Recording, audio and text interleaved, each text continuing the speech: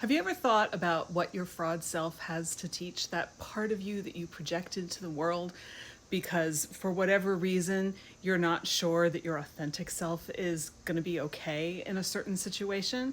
I raised this question a couple days ago because it was something that my grad school mentor had asked one of my fellow graduates.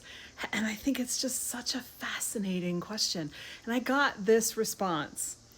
I suppose that the question, what does the fraud self have to teach me, was meant by your mentor to evoke some unexamined positive qualities that feeling like an imposter actually imparts.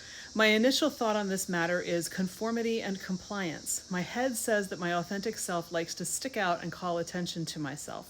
I'm not convinced that is an objectively valid perception, said the imposter. Maybe it's a reaction to feeling like part of imposterhood is sticking out and not conforming and getting called out for that. I'm gonna need to give this some thought. My head is spinning already. Again, I really appreciate this comment. I appreciate all the comments that you guys leave, so if you ever hesitate, please don't. But I love that it's inviting so much thought about how we present ourselves to the world and to ourselves.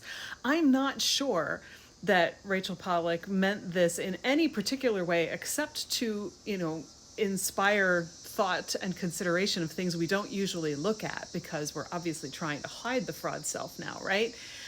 But I think that, fitting in and complying and getting by in this world that is so eager to judge all of us certainly inspires a lot of what we present as our fraud self. And we get these impressions, whether they're accurate or not, from the way other people interact with us. It's not okay to be this way. I should be this other way, and I have to do these things and not these other things. And of course, this is how the shadow forms. As I said before, I'm not a therapist, but I know not much about the shadow.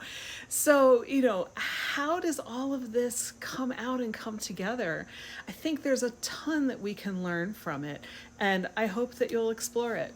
I'm Nancy. I help women reconnect with their lost creative spark so that they can get unstuck and gain more energy. And if that sounds good to you, I hope that you will come along for this ride. Hit that button.